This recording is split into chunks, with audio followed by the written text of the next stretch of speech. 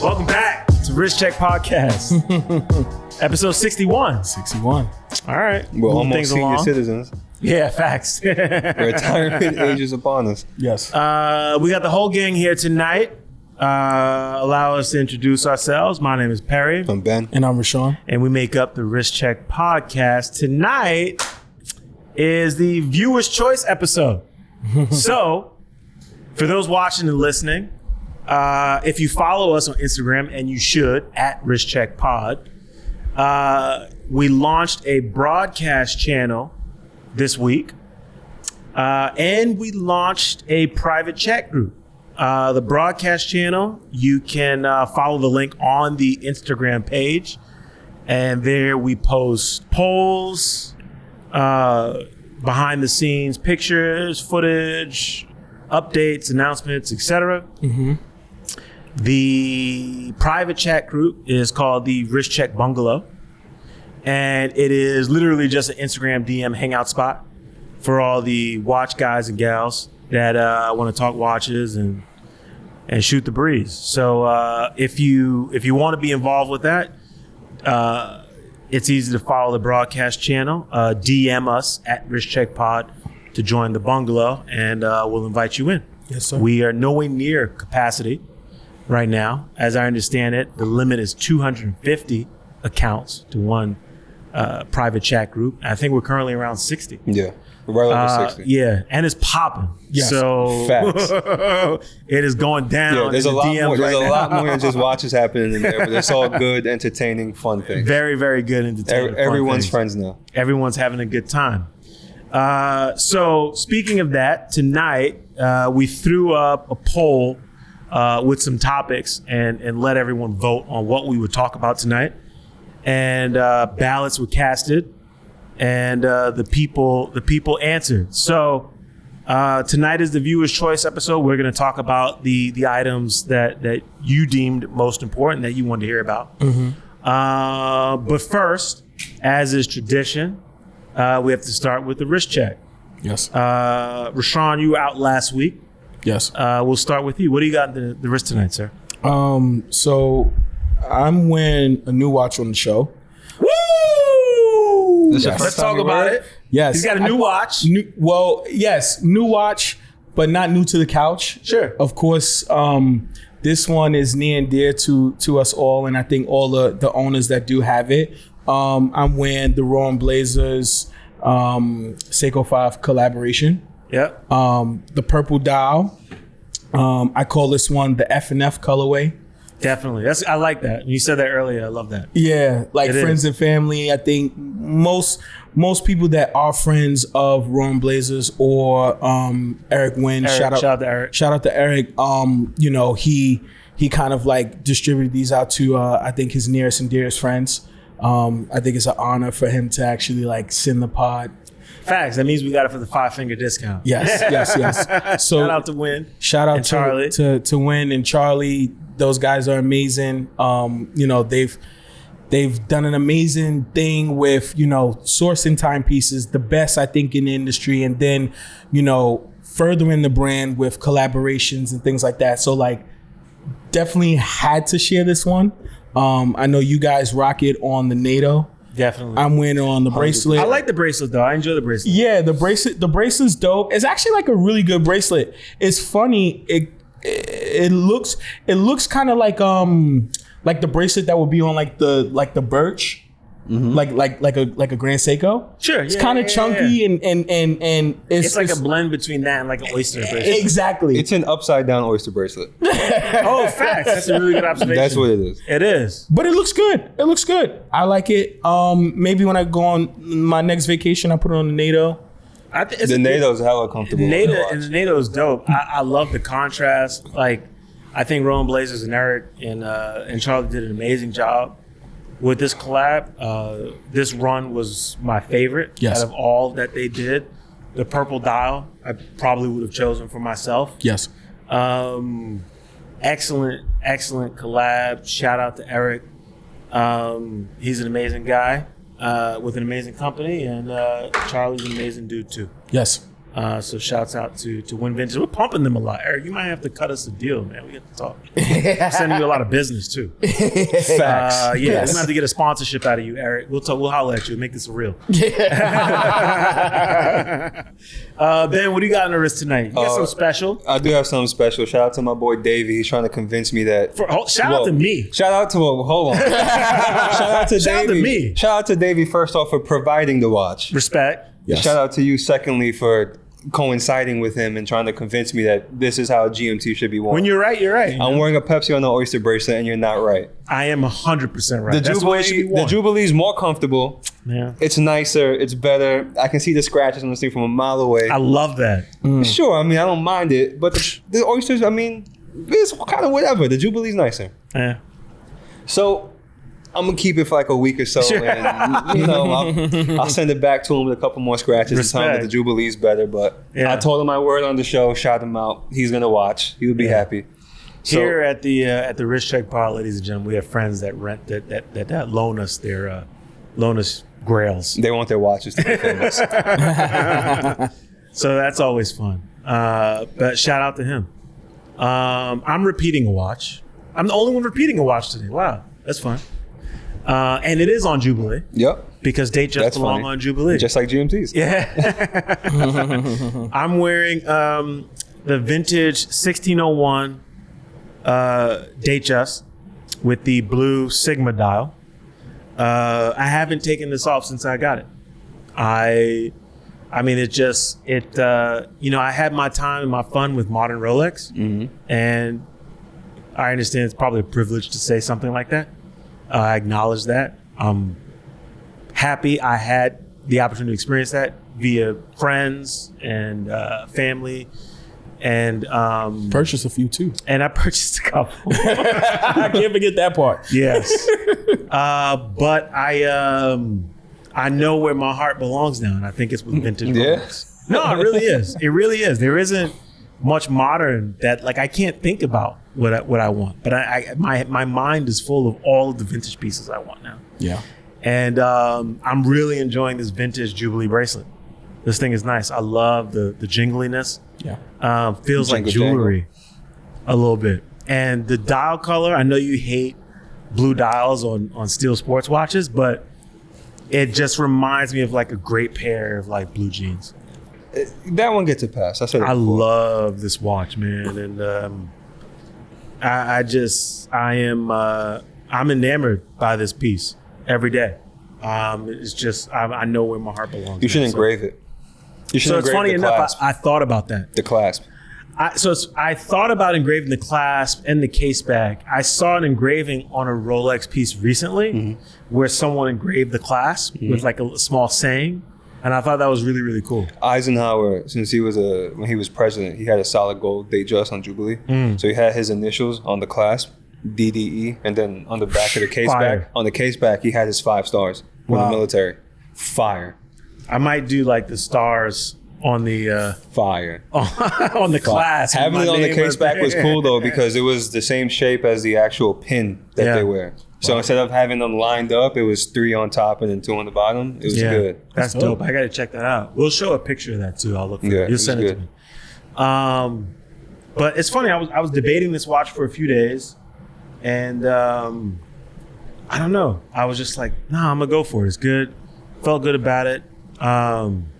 Came into some coin, and I was like, why not? Treat myself. Yeah. Stock market going up a little bit. Yeah, I feel you. I know. Things going all right. I've been watching. Yeah.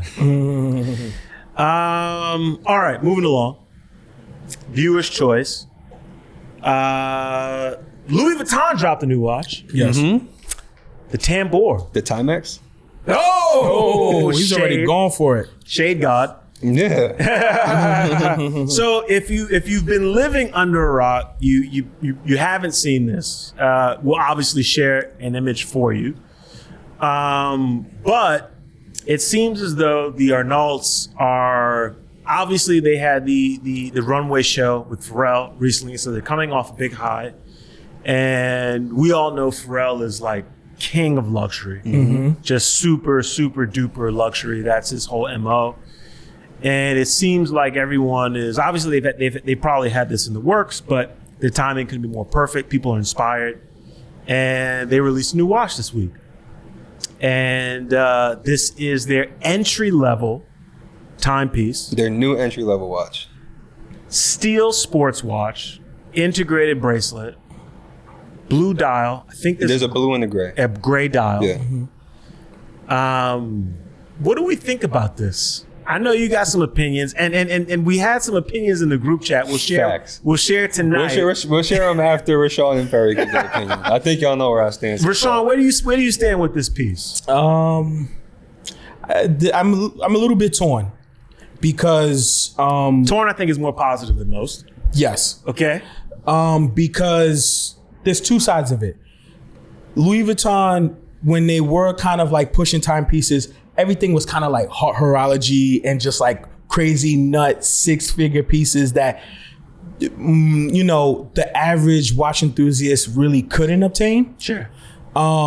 It's still a bit of that with this price point at $20,000, this being like now their new entry level. But I think it kind of makes it a little bit obtainable for like the watch enthusiasts that do have the capital to go ahead and, you know, purchase these kind of pieces. But then at the same time, there are people that love Louis Vuitton, and, you know, we've spoken about it before. The entry level was about $4,000. Sure. And for probably people that do purchase Louis Vuitton, they're not looking for a watch, but because they love the brand so much. Looking for a $20,000 watch. Well, no, but it would have been. Sure. They probably could have been able to buy one at $4,000. At $4,000, that's what I'm saying. Like they could probably swallow $4,000. Now, when you look at $20,000, you're kind of like, yeah, no, I feel it. But then on that flip, kind of flip flopping, you know, I think they want to put themselves back in the conversation of horology, because when you look at older Louis Vuitton pieces, like, you're like, oh, these like complicated watches, like, you know, handcraft pieces, like things that the industry wasn't offering then. Yeah. And it's surfacing now, and people are like, oh, that's kind of cool. But, you know, you can't get your hands on them. So right. It's a love-hate for me. Okay. I guess I'll share my thoughts. So I think the movement is beautiful. Yes. I love the open case back. If, you know, I'll start on a positive note. I think the movement is really cool. I love, like, I get what they're trying to do. You know what I'm saying? Like, Louis Vuitton is this, like, world-renowned, like, very prestigious fashion house. Most of what they make, like 99.9%, deserves your attention and merits it, because the history is there. And they've had, especially now, like, amazing designers pass through, you know, their house. To me, what it looks like, and I might be reading into it a little bit. You know, that's kind of like what I do a little bit. I like to try to predict the future. It looks like they are planting a flag and making a statement to Patek, to me. Okay. And it's like, you know, because the Arnaults, that's LVMH. They also now own Tiffany. And it's like, whatever is going on between like Patek and Tiffany, that is what it is. Yes.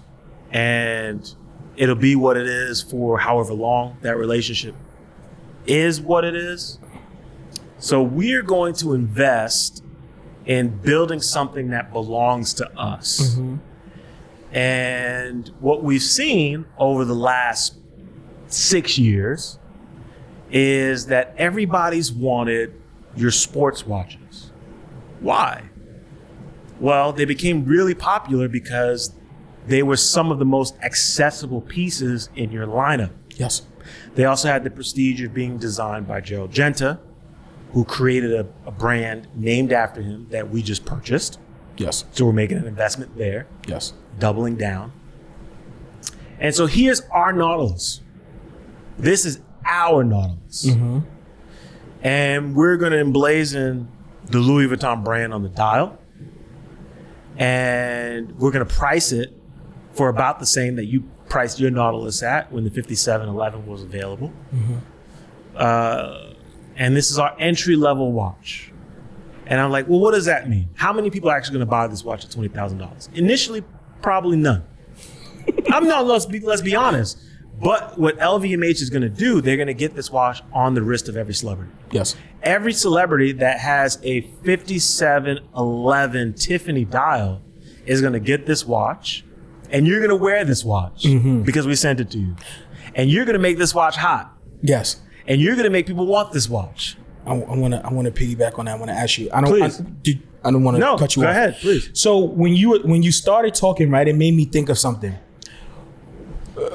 You said that, Louis Vuitton designing this watch is putting it in the space of like, this is our Nautilus, right? Now, I might be jumping a little bit off, but do you think like Patek may be the problem? Like when they kind of dive into like, let's say fashion brands or jewelry brands, etc. Like let's say, for example, with Tiffany, when they created their watches, of course, like Tiffany watches probably weren't like the hottest things on the block, but they did have Patek movements at one point. Like, do you think like their response to Patek, maybe Patek is the one that's very difficult, so they're like, all right, we're just gonna go our own way? I don't think it's a matter of difficulty. I think it's a matter of culture. And Patek is a family-owned business. I don't really expect them to behave anywhere outside of how they actually behave, and I salute them for how they treat their brand, because it is a family-owned business, and I have a lot of respect and adoration for that. LVMH is a publicly traded company. Yeah, though it's the majority of it is owned by the Arnolds. Yep. And so they get to do what they want and exercise that right as Patek would. But I think when you listen to like a Terry Stern and what his mission is with Patek is very different than what a Louis Vuitton is. Like Louis Vuitton's, like their ethos is like, we're global, and global in the sense of like, we are number one. We want to dominate. Yes. I don't think Patek is concerned with domination. I think Patek is concerned with quality. And when I hear Terry Stern speak, that's kind of what he speaks about. He's like, I don't want to think about selling watches. I want to think about making watches. Yeah. Let the retailers sell the watches. Yeah. Let that be their problem. Because if I take that on, then I got a whole host of other things I got to deal with. And then I can't focus on making the best watches. And so I don't think Louis Vuitton's mission is to make the best watches. I think it's to sell the most watches. So I just don't know how successful they'll be at that. They're not going to be successful at that. Here we go. With a $20,000 entry level watch, it looks like you took a case and dial to a Timex and a bracelet to an Omega and put them together. Damn. It just won't work. Go for the neck. It won't work. Yeah. It won't work. You alienate an entire customer base by saying we don't want to sell a $3,000 or $4,000 watch anymore. We want to start with a $20,000 watch. It doesn't make sense. I'm curious how they're even going to go about allocating these, because though it's entry level, the son, who is running Louis Vuitton right now for his dad, or at least running watches, because it seems like he's got his hand in everything. Like I think the son's name is Jean or Jean. I think it's Alexander. Actually. Or is it Alexander? I'll tell you right now. But it seems like he's like spearheading Tag, Tiffany, which they're getting back into watches. And when I say Tiffany getting back into watches, I mean like Tiffany watches. Tiffany like actual watches. Yeah. And then he's also spearheading Gerald Gentile, and now like Louis Vuitton. So it seems like his passion personally is where Louis Vuitton is. Yeah, it's Alex or no? Alex. Okay, so this is Alex. Now, in addition to that, I will say he wore a watch at the Pharrell show that had the Louis Vuitton stamp on it that I thought was actually kind of cool. Yeah. But that's because it wasn't a Tambour. It wasn't, no. Right. It was something completely different. They do make cool stuff. Like they do. That what they do? The one with the flags that spins the teletype? Crazy. Yeah, that banger. One. That's fire. But those are watches that like... Those are 6-figure watches. Yeah, 6-figure. Those are that's for like not only like the Louis Vuitton collector that has to have it all, but like a serious watch collector would want something like that in their collection. It's totally unique. That makes sense. Yeah, no, I get it. I think that this is a timepiece that they're going to try to like make one of the most Instagrammable things so that everybody wants it. That could backfire too, though. I think you're Putting right. it on every celebrity is going to make the person who they want to attract to the brand be like, I don't want that. But shit. here's the thing. What if that's the person that they don't want to track? Well, funny you say that because David Lafferty, King of Cigars, in our group chat Facts. said the same exact thing. Shout out to David. I don't think we're the consumer they want.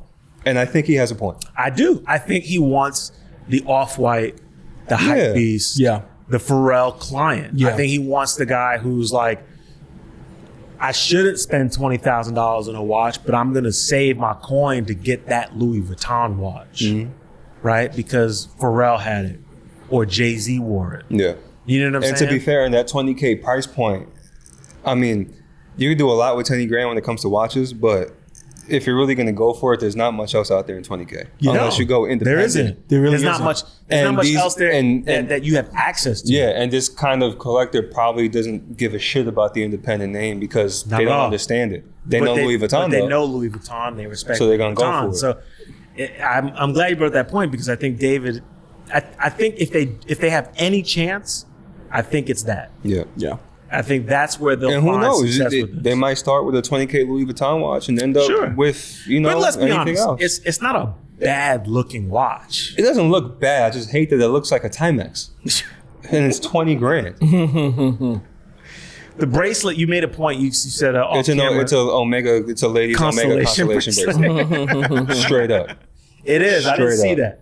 that. Initially, I was like, oh, it's kind of like Nautilus. It's a You know, straight but it up. looks like a Gerald Genta watch. It's like definitely like a similar design language, Yeah. right? I would say like it's kind of the thing where it's like, let's say if they did like a focus group and I saw that, Yeah. I would say like you guys are on the money, but you're not on target. Yeah. Yeah. Do you think if the price point was, let's say, between 10 and 15 grand, is that a little bit more? I think it depends. Respectable? I don't know. It'd be easier to swallow. I don't think it'd make it any better, though. Yeah, but it's hard. It's hard for me to articulate, right? Because it's like I'm, as a somewhat educated watch consumer and a collector, I'm thinking like, what else can I get for that price point? Yeah. You know what I'm saying? And You get a even lot thinking of about the vintage for 10 to 20K. I can get a lot of vintage, and then there's independent brands that, you know, if you talk about like bang for your buck, right? Let's be honest. There are independent brands that are making incredible watches that you can get in the secondary market at steep discounts. Yes.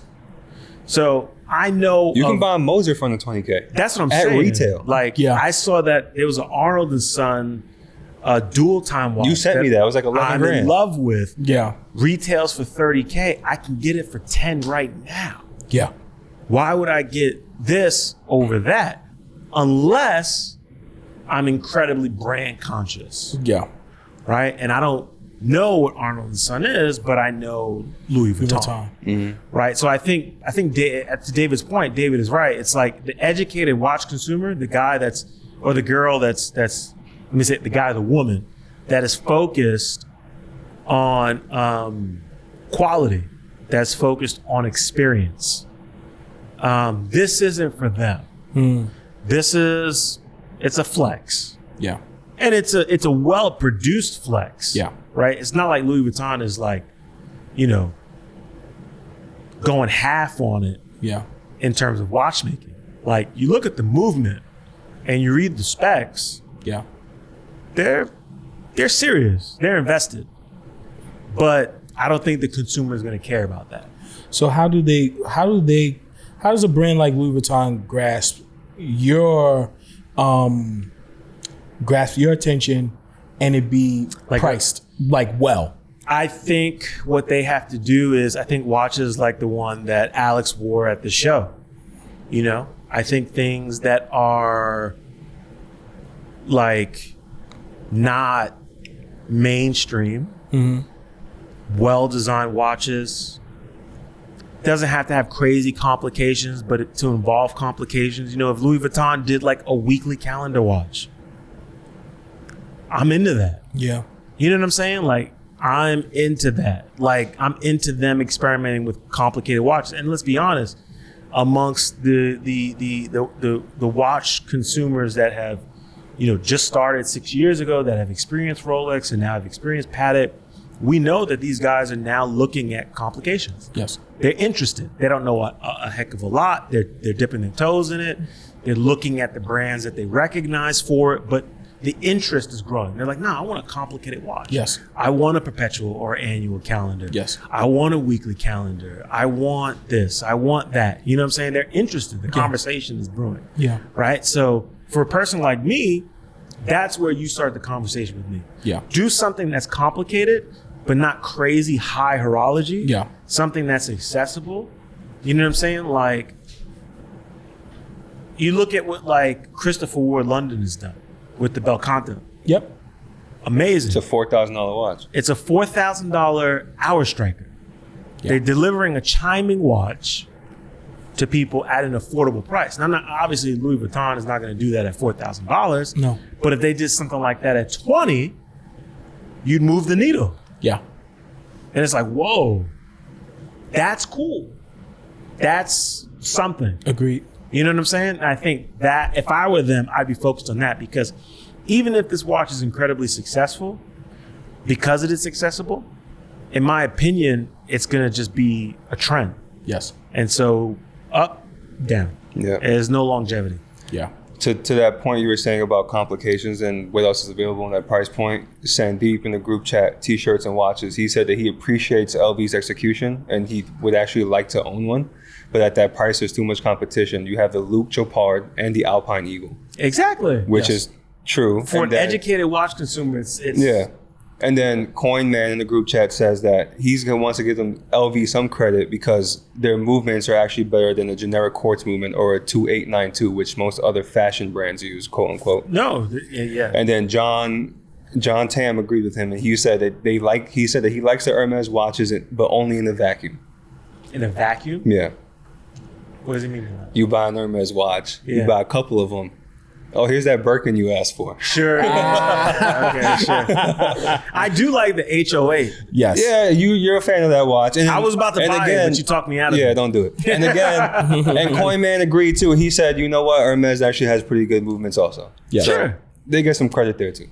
Sure. But again, too much competition in the price point. There's a lot of competition in the price point. I feel like, Chanel came up in conversation. Of course, I the fucking J12. love Come Chanel on, watches. Chanel Chanel watches are dope. Aesthetically, they're fire. The Yeah. J12 is a banger. That new Tourbillon, banger. Crazy. We talked about it when they did their Watches and Wonders release. Yeah, that did, pixelated diamond joint from Watches and Insane. Wonders, I'm in love with. Yeah. insane. I love the J12. Yeah, the J12 was fire.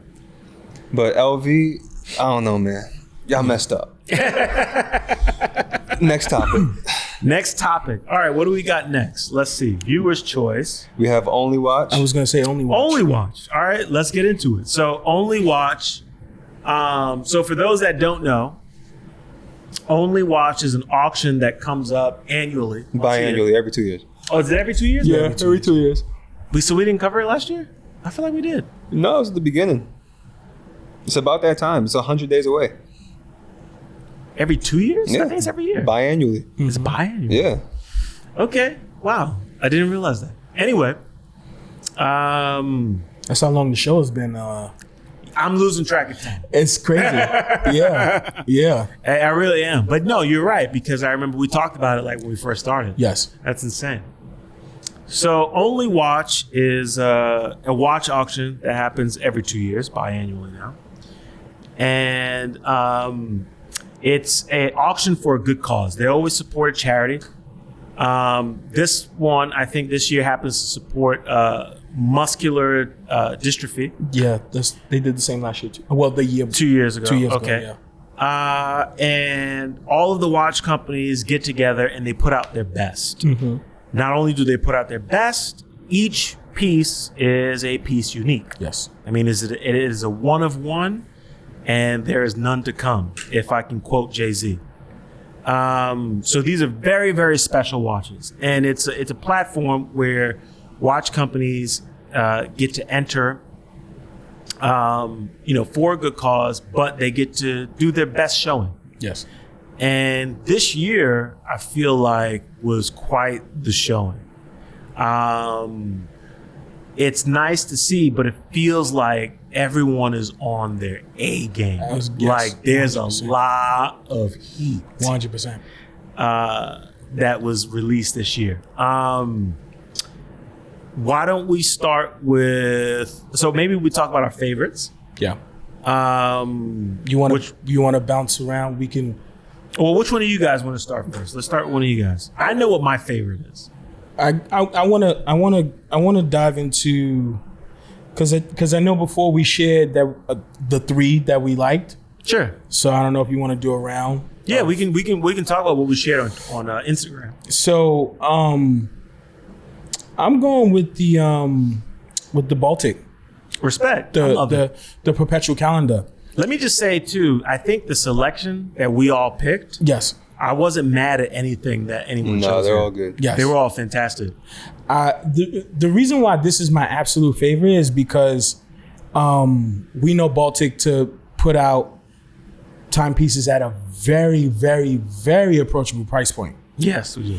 So, when they do time only pieces or, pieces like, like dress watches or dive watches, etc., all those kind of things, or you think of the, the MR01. Mm-hmm. When you think of that, you believe that that's their DNA. And I know for sure when the salmon dial was released, we might have bagged on it a little bit. I don't remember, or at least there was like little whispers of, it being with the brigade numerals, like trying to be something like whether it was Patek, etc., with the micro rotor and all those kind of things. But this, I think Baltic kind of like jumped in their bag with creating a perpetual calendar. You know what I mean? On the mesh bracelet. On a mesh bracelet. Purple dial. The dial is stunning. Symmetrically, design-wise, everything checks all the boxes. Mm-hmm. The funniest thing and why I think it's so impressive is because the price points on the pieces that they do make, you wouldn't think that they would even have the capacity to design something like this. Yeah. Like you just don't even think that that's on their radar for them to even think about making this watch. Yeah.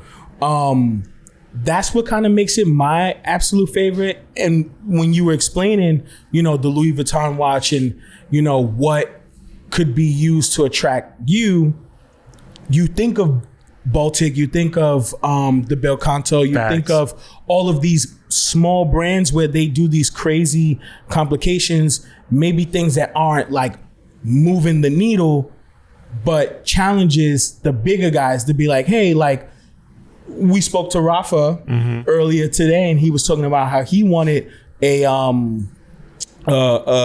chime-in watch, and he was like, I always wanted a minute repeater. So I looked at the price point. Yeah. And you can now you can cop a Belcanto. Now you can get a Belcanto. Like, I think that part to me is impressive. Yeah. It's interesting. I think, you make an excellent point. And to me, I love this watch. I think, again, like, I thought this was the only watch of only watches. Yes. And I'm still excited to see what Patek will deliver. But what excited me most about this Baltic watch was what they branded on the watch. Because I feel like that leads it on to believe like there's more to come. Yes. And they said Baltic experiments. Yes. And it's like, hey guys, here's a sign. This is going to continue. Yep. And I love that. Yes. And I'm curious, obviously we know that this piece is going to go for a crazy amount. But if they were to continue to release, watches of this caliber, or maybe another watch like this in a different like dial color variation or something, like, I'm sure that'll come later. I feel like it might. I would definitely put my hat in. Like, so I'm curious, like, at what price point they can actually offer this at. Obviously, we know it's going to be less than like a Patek perpetual calendar or something like that. Like, you know what I'm saying? So it's like it'll be somewhat accessible. I'm sure it'll be elevated.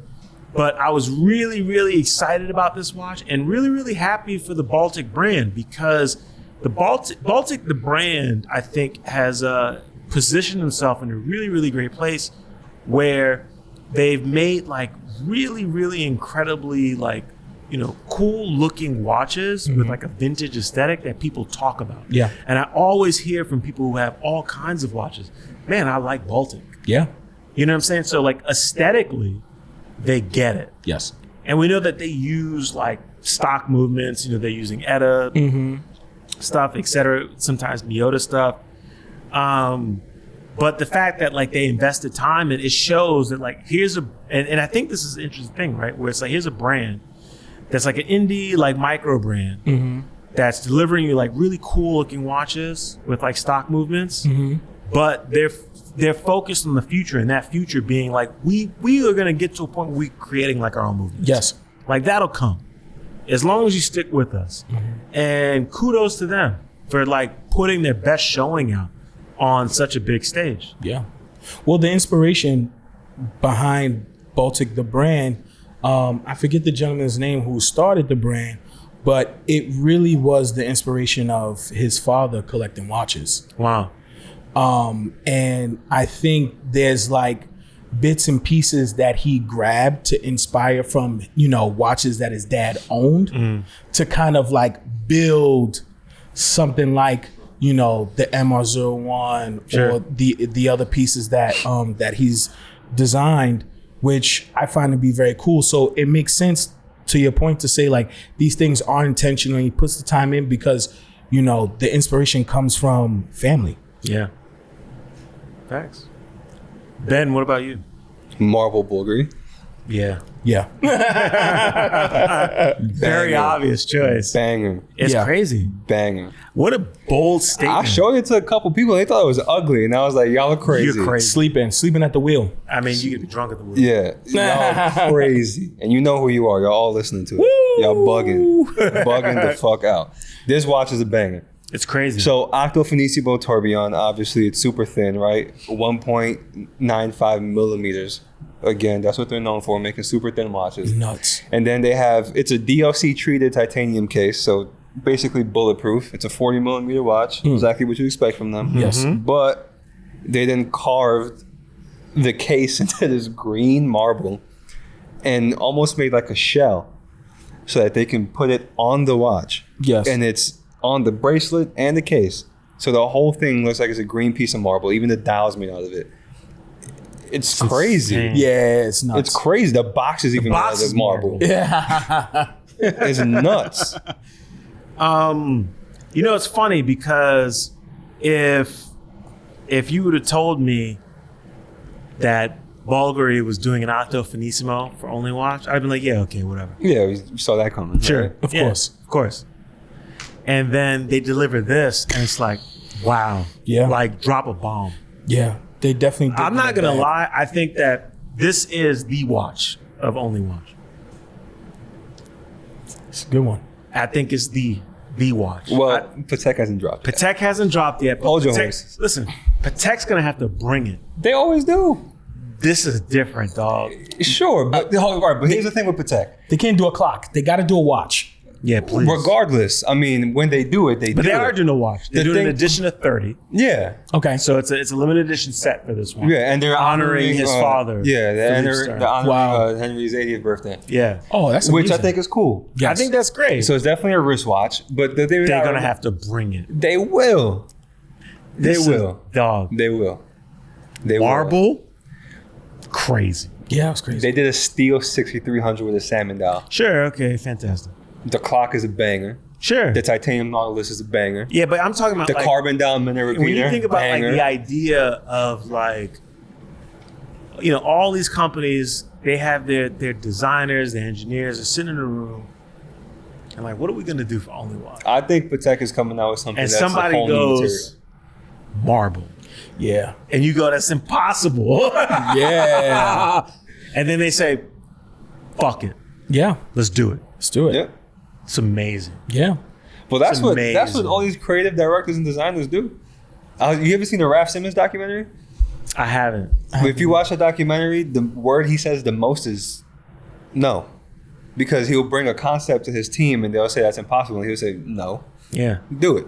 Wow. And they'll be like, we can't. And he'll say, no, do it. He's like, yes, we can. Wow. Do But it. to- And they so figure it out every time. I think the reason why I think that this is the watch though is because of precisely that. And it's like when you think about like what can we do, right? It's always like, oh, new movement, or we'll crazy looking dial, but they're like, what material can we work with that no one's ever worked with? And then someone goes marble, and it's like, you gonna make a watch out of marble? Mm-hmm. It's crazy. You're wearing a sculpture. Yes. It's a huge statement. Yes. Huge statement. I think that this is the watch of only watch. Patek is really gonna have to bring it to to top this out. I think this is the watch that anyone who's like collectors who go for only watch and they're like, I'm coming with a bankroll, they're going for the marble. Oh, for sure. Bulgari. For sure. I would. For sure. I mean, yeah, I'd go for that. I'd go for Patek. I'd go for my other pick, sure, which we'll talk about later. So my pick, I'm going to butcher the name because I don't speak French. And I understand that this wasn't a choice for everybody, but FP Journe. I love this watch. No, I think it was an obvious choice, which is why we didn't pick it. Which is why me and Rashawn didn't pick it. Because it's obviously going to bang. I've heard some stuff from people where it's There's some people who are upset about it. They think it's too simple, but I think that's what the brand needs. But it is. And I'm glad that you said that because that was my point. I think so much of what FP Journe is avant-garde. Yes. And here's something that's simple, but that still keeps the same spirit because you see the renderings online. And it's like, okay, whatever. But when you read the concept behind this timepiece, I think is super cool. You know what I'm saying? And so it's called the Chronometric Blue Furtive. And the whole idea is that you can only see the numbers that are shown on the dial when you're looking directly at it. So the way that the dial is made is in such a way that in light, in any other direction, it just looks like a blue dial. It's like having a privacy screen on your iPhone. It is. If someone's trying to tell the time on your watch, you can't see it. You can't see the time on it. Yes. You have to look at it. Yeah. And I think that when I think of the brand FP Journe, to me it's like Nike has just do it. Yeah. If you had to create a slogan, it's you have to look at it. Mm-hmm. You have to look at an FP Journe. Yes. Once you know the innovation behind an FP Journe, that alone blows your mind. Yes. But his watches are works of art in a way that's indescribable. It's like a visceral reaction that I have to it, at least, where I'm like, man, that's good design. Yeah, and it's the first FP Journe to have a central seconds hand. It is. And it has an 18-karat rose gold movement. Crazy. With a hidden moon phase. Fire. And a power reserve indicator in the back. Insane. My man is Houdini. And it's a completely tantalum watch. I know. Case and bracelet. Crazy. When I read that, I was like, this is like if I could put it up, this is I wouldn't need another FP Journe. I was at war, but this is you have whoever has this. Yeah. This is a crazy piece. Yeah, I mean, rumor has it there's more of this to come. I'm sure. As a probably just not in this variation. Yeah, definitely not in tantalum, but and even the color choices, the blue dial, the tantalum, it's a tantalum, the little orange seconds hand. You probably get it in titanium. It's FP Journe. What's really cool about him, about Francois and his team, is the idea of how they push asymmetrical design, their use of color that no one talks about. No one ever talks about their use of color. Their use of color is great. His eye for aesthetics is insane. It's when I think of FP Journe, I think of Kanye. You know what I'm saying? Quite literally. I think of someone who's just that dialed in to trying to make something perfect. Yes. That they're they obsess over. Yeah. And as simple as it might seem to most people, to add that orange seconds hand to that watch. Yeah. With that color combination from the tantalum to the blue to that seconds hand to the idea that you can't see the dial. You can't see the dial unless you're looking exactly at it. They're all very specific design choices. Yeah. That I think are just really, really awesome. It's of the caliber of a Tinker Hatfield. Yes. You know what I'm saying? Which to most people, sure, not a big deal, but like, I'm sorry, at this table, like to me and you, like, no, that's huge. Like that guy designed the Air Max 1. Yes. I'm sorry. Yes. It's legendary. Yes. This watch is amazing. It's funny because, you know, when you're speaking, I'm also thinking about what you were saying, Ben, with like someone like Raf Simons, and you think of like Kanye. I think of someone like Francois I think the conversations that he's having is, let's say they're putting together concept, and they're like, actually, yes, we can do this. Then they do it, and then he goes, do it over.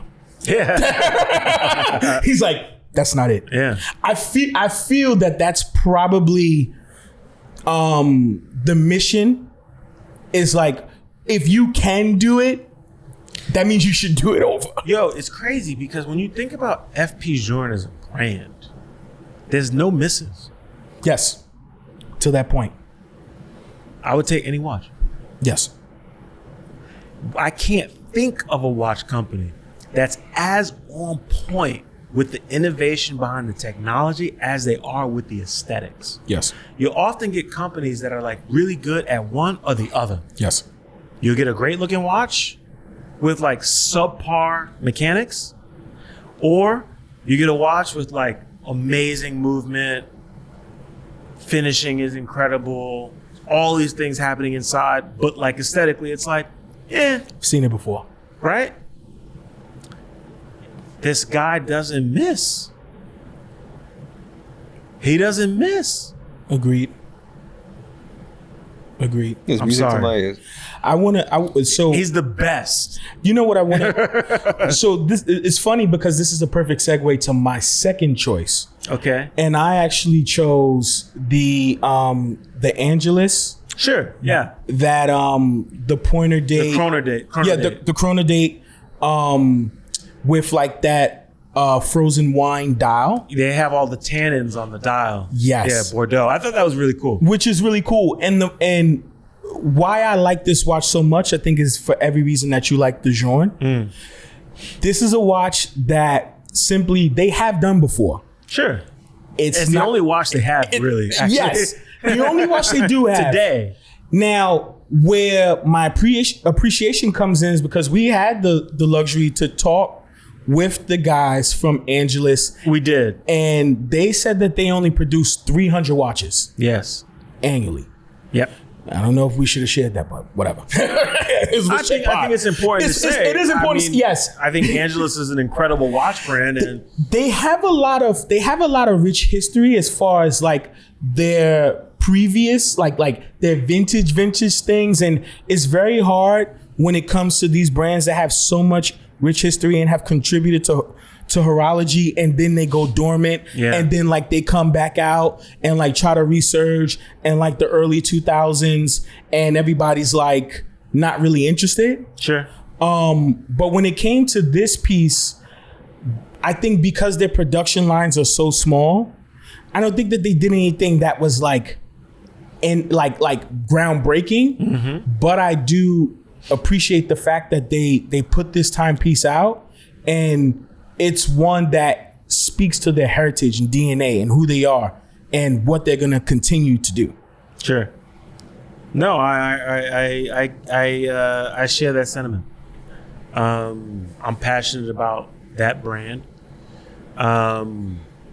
They've made some incredible watches over the years, in the past and recently. Right now, the Chrono Date is, I guess you could say, like their hero watch. Yes.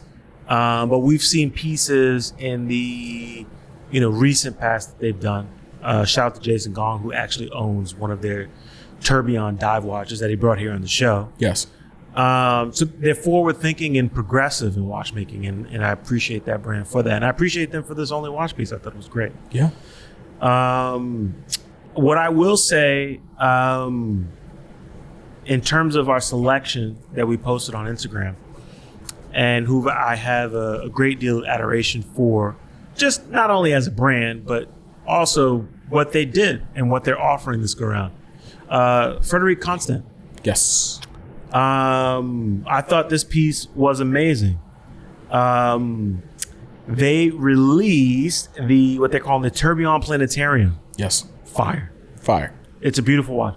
As a matter of fact, shout out to Fremstar, because when we posted this, he was like, holy crap. Yeah. The Frederick watch. Like he went, and if you guys follow Fremstar, and you should, at Fremstar on Instagram.com, you know this dude is like pinnacle watch collector. He has everything. Yeah. But what we love about Fremstar is that he is a collector's collector. Yes. He doesn't, there's nothing that's too pedestrian for him. Nope. There's nothing that is beneath him. Yes. He loves watches. Yeah. And for someone of his caliber who has the collection he has to even, turn his head to a Frederick Constant says a lot about the brand and what they're doing. Wasn't it his either A was his first luxury piece or B was the watch that his wife got him for his wedding. Exactly. Yeah. And to that point, that was one of my choices as well. We shared that because when you think of Frederick Constant, they do some complicated watches, but you're not expecting like a Turb. You're not looking at like this aesthetically pleasing piece. Like it does look like it's something from outer space. It is from outer space. This thing has an aventurine dial. Yes. It's got a tourbillon at 6 o'clock. Yes. At 9 o'clock, it has a annual calendar. And at 12, it has the planets in their what, solar system? No, what is it? The zodiac signs. Zodiacs. Okay, yes. Sorry. Yes. This thing is crazy. Dope. Let me ask you, because Ben, you might know this. What's the most complicated watch that they offer? Is there anything like that complicated? Not really, more right? complicated than that. Than this? Not more, but I'm saying like kind of comparable. Like, is there anything that they don't really do kind of like high horology? Well, I mean, that is high horology. No, I'm saying no. I'm talking about as far as like what is like I'm sure available. They have like an annual calendar, but that's probably it. That's what I'm saying. Like, there's nothing that really pushes past that. No, but to like consolidate like that to like a subdial is kind of crazy. Yeah, it's nuts. It is wild. Yeah. I think the case size is pretty small too. It's 37, right? 37.5. Is it? If they can squeeze it into that, that's insane. I think it's 37.5. I think it's a small watch. It's wild. Is it? That's wild. No, sorry. I'm thinking of. It's got to be a 40 at least. I'm thinking of the Baltic. Sorry, the Baltic is 37 millimeters. That's still crazy. That's crazy to put a perpetual and 37. calendar in 37 millimeters is nuts. That's got to be beautiful in person. The Frederick Constant's got to be somewhere in the neighborhood of a 42, 44. You think it's big? It's got to be. With all that it has on it, it's got to be. It's got a tourbillon in it. Yeah. Yeah, no, it's got to be. Honorable mentions. Purity Moissanite watch. Oh yeah, I put that in my pick. That was crazy. The RTO Moissanite. It's it's the first time anyone ever does it. So it's a case mounted Moissanite, which is the second hardest material besides a diamond, right? Yeah. So diamond's a 10 on the most scale. This is a 9.5. A lot of jewelers and companies use Moissanite as like an artificial diamond. Yes. Moissanite actually comes from meteorites. Yes. So when a meteorite hits our planet, what's left behind is moissanite rock. Yeah. That's what it turns into. So let me ask you, because you're a diamond guy, does this kind of push the envelope? Because we talk about lab diamonds and people kind of being opposed to that. I know a lot of people that like love jewelry and, they kind of like hiss at the idea of lab diamond, as they should. I think it's ridiculous. So, but then what's the difference between lab and moissanite? I mean, obviously, moissanite it comes from a natural. Yeah, it's a natural resource. But here's the thing: in reality, and we're getting off topic from watches, but the diamond industry is a monopoly. It's just literally a handful of companies. It's like 4 that own all the diamond mines in the world, and so they get to charge whatever. But if you realize anything, like diamonds are one of the most abundant, substances, minerals, whatever. There's diamonds in water. And dog, if you dig in your backyard hard enough, you could find a diamond. Wow. You could. Yeah. So they have a monopoly on it. Moissanite, the idea like you can create something that's like a diamond in the lab has taken years of research, engineering, and labor. Like in reality, it should cost way more. And I think it's way more impressive. I'm not and have never been impressed by diamonds. I used to work in jewelry. Yes. And so seeing like what we would pay for diamonds and what we would sell them for, I was like, I'll never buy a diamond at retail. Ever. I'm not going to waste money. It's because there's so many restrictions on it too. And not only that, it doesn't appreciate. Yeah. You'll never be able to get what you paid for. Yes. Because you can, but you got to go big. You can't. You got to go big. You have to go, but even still, you won't. You're gonna get if you get some crazy diamond, you pay $60 million for it. Unless they know they have a client for it that's willing to pay $70, they're gonna offer you $50. That's the game. The jewelers know. And I'm gonna leave it at that. I'm not gonna say no more because it's like the Illuminati. It's like that. I'm gonna leave it at that. Perry's not on the couch next episode. I'm gonna leave it at that. I'm not saying no more. He misses his first episode. That's it. Because what you don't want to talk about is the guys that sell the diamond. The difference between a moissanite and a lab-grown diamond is that a moissanite is still a natural resource. Sure. Okay. Fair. Okay. I'll leave it at that. The technology behind this is impressive. But that's like, It's. Do you think it challenges? Do you think it challenges that industry? No. No I way. think it could. I think it doesn't yet. The thing is that if you look at a moissanite and a diamond next to each other, you could probably tell what's a moissanite and what's a diamond. You couldn't. You could. No. You get around them long enough. I could. You couldn't. I could show too. you something that you would never tell different. I could tell. I'm willing. We're gonna make it a thing. It's gonna be a video. Okay. But we could do it. You could there- tell. I know you could tell. There are guys out there that are making moissanites that are passing. Yeah, you can make them pass a diamond test, but if someone's been in the industry, like an eyeball test, that feeling, that know-how, that I'm telling you, instinct. they fail all the time. All right, we're gonna see. There's some really good ones out there. It depends because what it is it's the amount of like carbon you use. Yeah. And then when it combusts and what you get, and then like you can program it to like get different colors and stuff, right? But there's some guys that have the technology to make things that are like they look. The thing with incredible. moissanite too is that it's too perfect. There's no inclusions ever. That's the only thing that you put that shit gives under it a away. loop, it's a wrap. That's the only thing that gives it away is that when you see how perfect it is, then guys question it like this ain't a diamond because diamond has imperfections. Yeah. But that's crazy that you will overpay for an imperfection.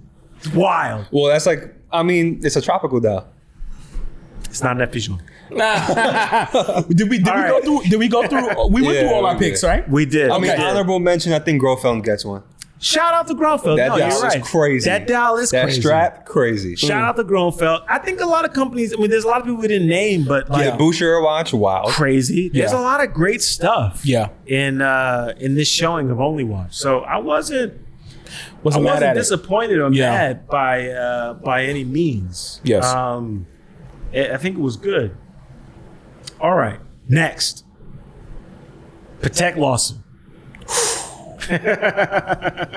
This is what everybody wants to hear. All right. You guys want to talk about it?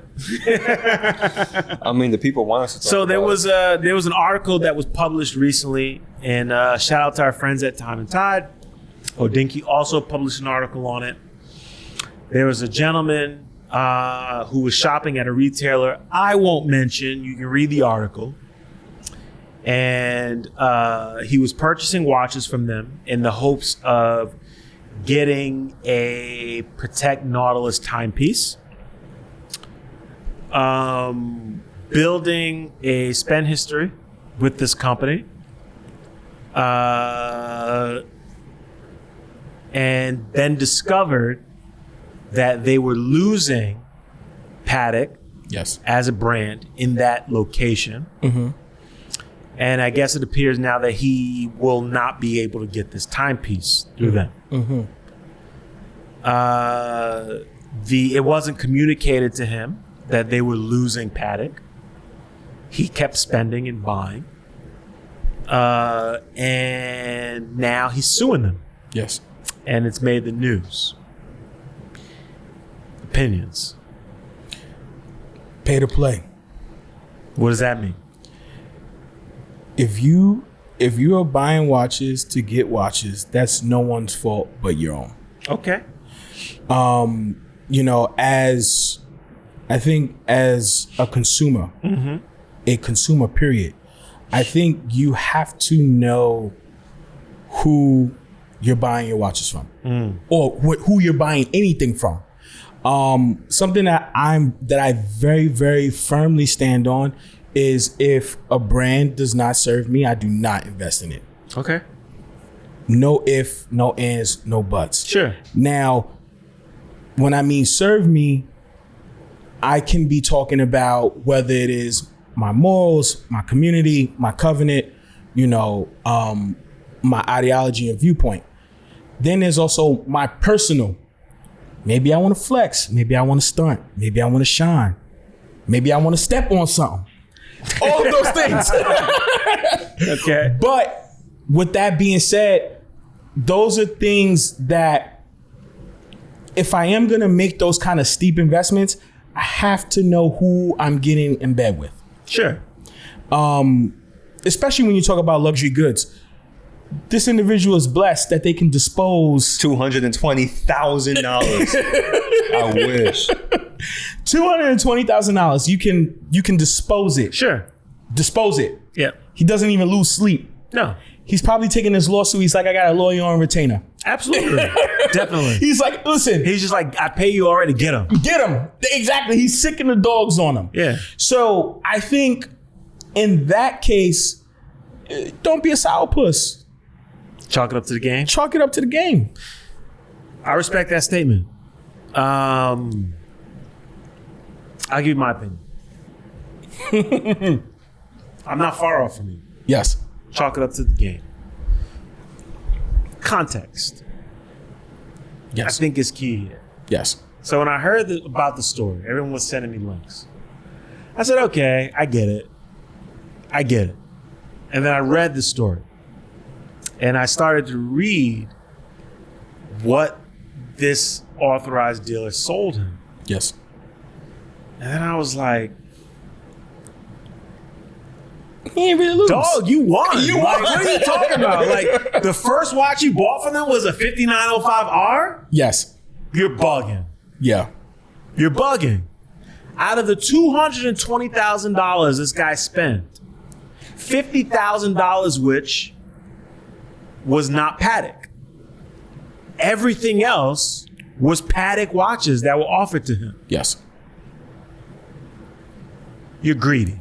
Very greedy. Very greedy. You're a greedy baby. Yes. I look at you like a baby. Yes. Now I get it. You wanted this watch. You didn't get this watch. Yes. Okay, cool. You're a child. Yeah. You're a child. You're a baby. Yes. You're a baby. Yes. You got a 5905R for your first watch? Yeah. That happens to nobody. Not many. And they counted the Patek towards a Nautilus that you were supposed to get? Yeah. They treated you like royalty. Yes. That would happen no place else. No place else I can think of. No. No. No.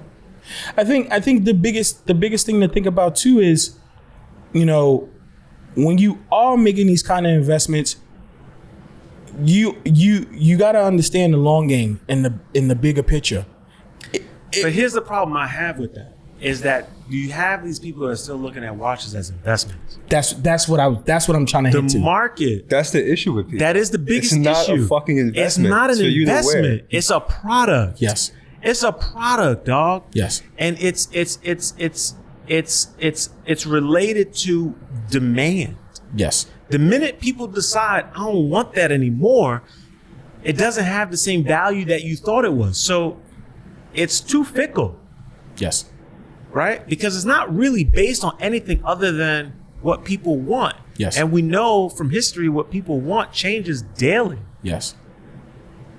And I think that's the whole problem with this period is that this guy who wants this watch doesn't actually want this watch. He thinks he's supposed to have it. Yes. So you don't even really appreciate Patek. You don't appreciate the full breadth of the brand. You just want a Nautilus. Yeah. You could have spent the $200K and got it on the secondary market. And to be honest, that's what most of you guys should do if that's what you're thinking. It's not an investment. Because what's happening now? All of these watches these guys bought and they spent crazy money on, they put in the safe, they held it for a year, and now they're releasing it. So availability is crazy and the prices have gone down. So your investment is not looking as good as it did 12 months ago. This isn't the stock market, bro. Ben, 2 cents. Yeah, I don't think homie has a leg to stand on. Nothing. He's a moron. It says in the article that I'm reading from Hodinkee, by the way, that was published by Anthony Trainer. Shout out to Anthony. From 2020 to 2022. Yeah. So think about that time span, those 2 years, and what the watch market was like. Yeah. He got 3 Pateks at retail in that economy. You won. Shut up. You won. Yes. Relax. Crazy. Especially if only $50,000 of the spend He said he spent $50K on a diamond bracelet. That's it. And for his wife. Your wife's worth at least $50K. Relax. You're still doing He's saying okay. that she isn't, though. That's what I'm saying. that's the other problem here. Why are you mad about spending $50K on your wife? If you got it, they didn't make you do anything. Yes. No one put the gun in your hand and said, buy this bracelet. Crazy. Okay, you did that. Yes. It's crazy. Yes. It's crazy. I think he's bugging. You gonna sue him? Why? He's gonna lose. But at the end of the day, I mean, this is gonna get thrown into court. It's easy. Yes. Judge is gonna look I at don't it and think be like, any this is Patek AD ridiculous. is stupid enough to promise anyone to watch. No. Especially in writing. No. Like, Exactly. what's going on here? But what I will say is, from the perspective of this, authorized dealers don't want this press. This isn't what they want. That's what I was going to ask. How does this affect the industry? It affects the industry because now everyone's going to be more cautious, right? So what this guy is doing is, for the guys that are working other places and are spending and are working, he's ruining it because they're like, I'm not going to text my client. I want to call my client. Yeah. We're not going to put anything in writing. We're going to talk in person. Yeah. You know what I'm saying? Because it's like, if the industry operates in a certain way and that's how it works, that is what it is. Like, at the end of the day, these watches are not going to people who are walking in off the street. They're going to clients. Yes. And what does that mean? That means someone who has a history, Yes. right? Because at the end of the day, if you have any store that's been open for 5 to 10 years, they've got a list of hundreds of people that want the same thing you want, Yes. that have been shopping with them for 5 to 10 years. Yes. You come in off the street and you think you're supposed to cut the line? Okay, well, guess what? It's gonna cost you. You can't really fault the AD. Like, You can't fault the AD at all. pulled. It's gonna cost. You can't. It's not. No. It's not up to them. Yeah. And I'm sure they had every intention of giving him that watch. Mm-hmm. They were like, "Yeah, you're gonna get it," and something unforeseen happened, and it is what it is. And to be honest, the thing that upsets me about the whole thing is that this authorized dealer, they did it the right way. Yeah. And the reason why I say that they did it the right way is because they made sure that they developed a Patek client that was enjoying the full breadth of Patek. 'Cause they sold him nothing but Patek watches. Yes. To get Patek watches. Yes. Because here's the thing. If you want a Nautilus and you don't really like the brand, you don't deserve it. Yes. Because the Nautilus is not the watch that Patek makes, by far. No. They have dozens of watches in their catalog that merit this more respect than the Nautilus. And we give the Nautilus respect because of Gerald Genton and everything in the history. Shouts out to his legacy. However, Patek is a powerhouse and they produce amazing watches. They hire amazing people with amazing skills to deliver to you incredible timepieces. And you made out like a bandit and you're upset because you didn't get a sports watch. Yeah. It's insane to me. Insane. So where does the industry go as far as this idea of, because there's two sides of pay to play. I think to be honest, I'll be 100%. I think Patek is doing the right thing. I think Terry Stern is a great CEO. I think he understands his brand. I think he understands his consumer. Yes. The people who really love Patek. And I don't fault him or that company for any of the decisions that they make. I would want to make the same decisions because it's a family company. And I think people forget that. This is not a conglomerate. Yeah. This is not a corporation. Yeah. It is family owned. This is going to his sons, right? So we're going to do everything in our power, at least, to make sure that our watches are getting in the hands of people who really appreciate what we do. Because that's what keeps us going. You can't beef with that. In my opinion. You can't. You can't beef with that. So they reserve the right to restructure their distribution. Mm-hmm. That's their choice. Yeah. Can't fault that. He's not going to make a decision that hinders the brand. No. That hinders his family. It's not going to happen. No. It's going to be in the best interest of them, as he should. He owns it. Respect. People are going to have to learn how to respect that brand. To me, that's what the moral of the story is. Respect Patek. In the same way that they should respect Journe. Because when you think about Journe, he's in a really unique space. They want every watch. Yeah. They're all the watch to have. Yep. That's the same level of respect Patek deserves. And it's crazy to me that they don't have it. Just because they have popular sports watches. It's insane to me. Yeah. It doesn't make any sense. I agree. I know I'm on my high horse. No. I agree 100%. That definitely was one of those moments where you like took the air out of the room because you should enjoy the full breadth of Patek. The idea is to build your watch collection not off of the Aquanaut, the Nautilus. No. It is to go into the complicated watches, to go into the calendar watches, which they actually created. Yeah, you think about all of that they've given to horology. It's in terms of innovation. Yes. Why wouldn't you want any of that? I don't get it. And it's not to say, I'm not going to fault someone for wanting an Aquanaut Nautilus. I love both of those watches. I think they're amazing. True, we own them. Wow.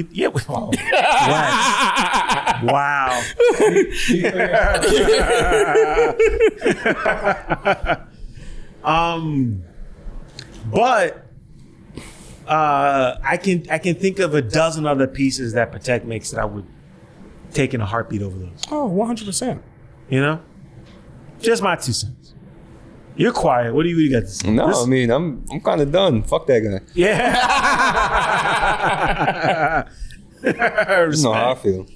All right. Next subject. Patek's already my favorite brand. So yeah. All right. So the last topic, we spent enough on that. We'll make this one quick before we wrap.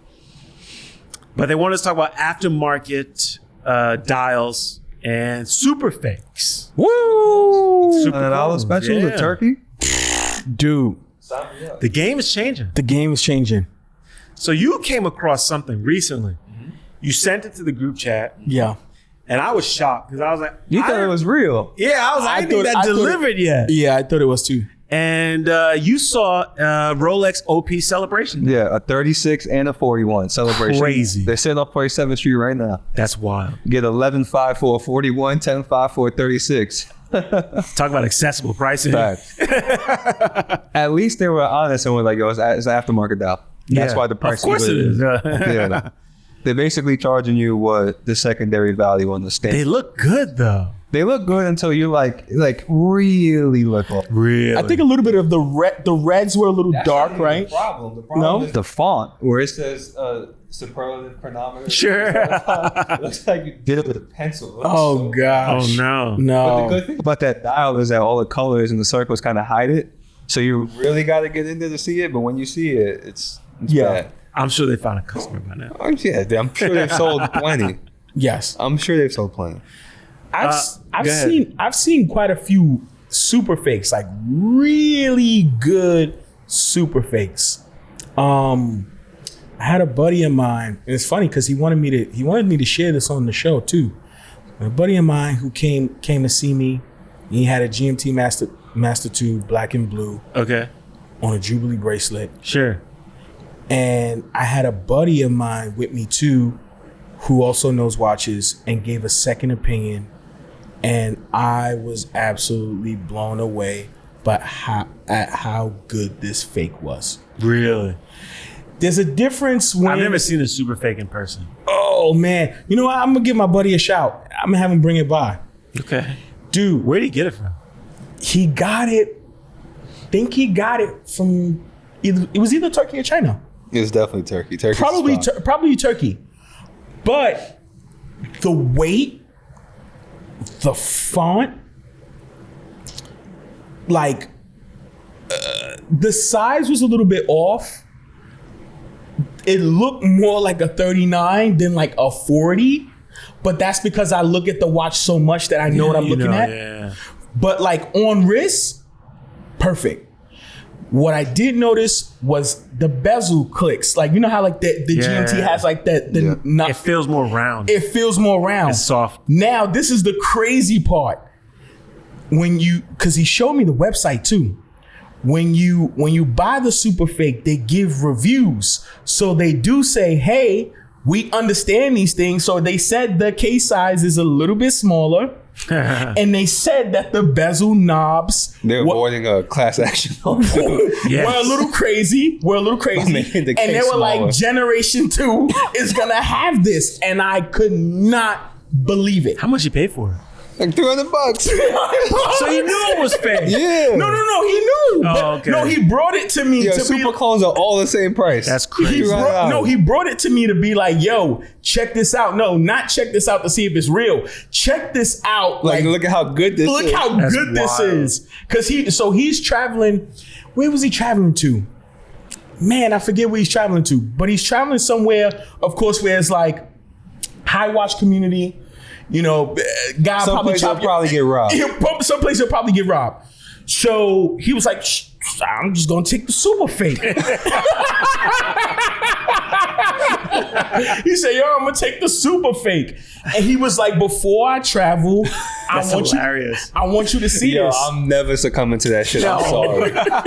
Fuck that. Yo, I won't wear anything before I have to do that. I absolutely could not believe it. And then the website had reviews and was like, listen, production is long, so you could either buy this or wait on Gen 2 or Gen 3. I seen Pelagoses. I seen Speedmasters. I'll take a fake too then. Who's gonna tell the difference on the fake too then? I seen fake Seamasters. I was like, whoa. This is something unbelievable. That's crazy. And they look good. Wow. How much is the Pelagos? That gotta be at least half the price of the Rolex. Something like $150. It's like $150, something like that, like $150. You know what's crazy is that, and I only know this because of Moser, because Moser has their whole very rare slogan. But one of the reasons why Moser goes with very rare, and they don't put Swiss made on the dial, is because it's kind of like a political statement for them. Because they said, you know, in order to put Swiss made on the dial, it's like what 60% of the watches. Yeah, it's made in Switzerland. Yeah. And over 8% of their watches are made in Switzerland. Mm-hmm. So like we don't want to say we're the same caliber as Swiss made watches because we are truly Swiss made. And so I'm curious how many of these brands are making timepieces outside of Switzerland, or like what they're making outside of Switzerland that may be setting the stage for countries to produce super think things. about how many of those, like to your point, we know there's a lot of brands getting parts from outside of Switzerland, obviously, because again, the standard is only 60%. Exactly. So they're learning vicariously. All these factories that are making super fakes are probably manufacturing parts for a real Swiss-made watch, and that's why it's so good. That's why they're figuring it out. Yeah, it's that simple. I think so. I think it is.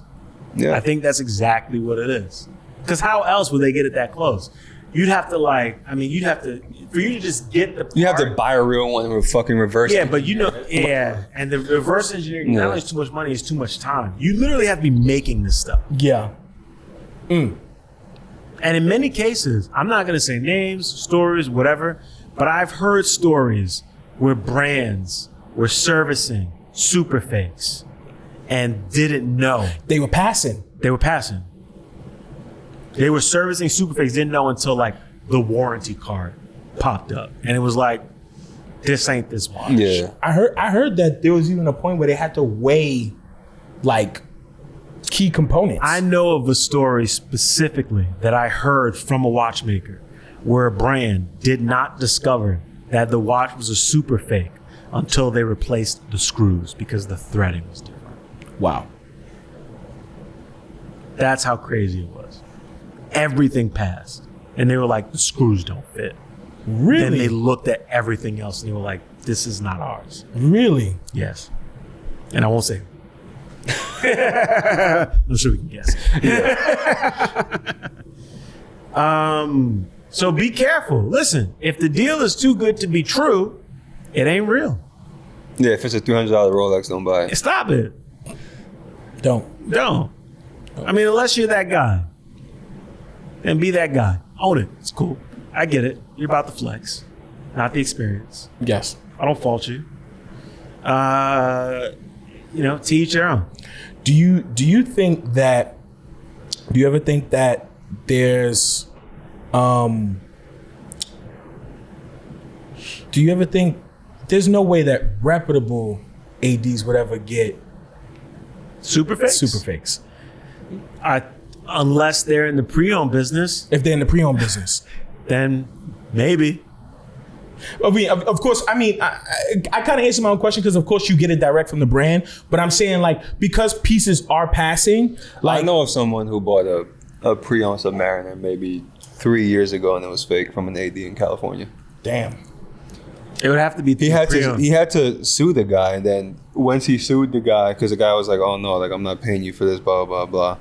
Once he ended up suing the guy, then he ended up dropping the lawsuit and just settling with him outside of court. Yeah. Just for the price of what he paid. He found out That's it why was I fake think, because you see how this on the safety class, so there's a crown on it. The crown itself, just the crown, fell off. Soldered that joint on. Yeah, it was soldered on. Oh. So he took it to Rolex in the city here on Fifth Ave to get Yeah, it I've like seen fixed, those. and he was like, "Yo, like." That's not supposed to Does this happen? And like immediately the watchmaker was like, "I'm not that's touching not that for this reason," and then that's where everything hit the fan. Man. Ooh. And on that note, we wrap the episode Viewer's Choice 61. episode. Shout out to everybody in the broadcast. Shout out to everyone in the bungalow. Appreciate you guys contributing to this. This has been fun. We haven't done something like this in a little bit.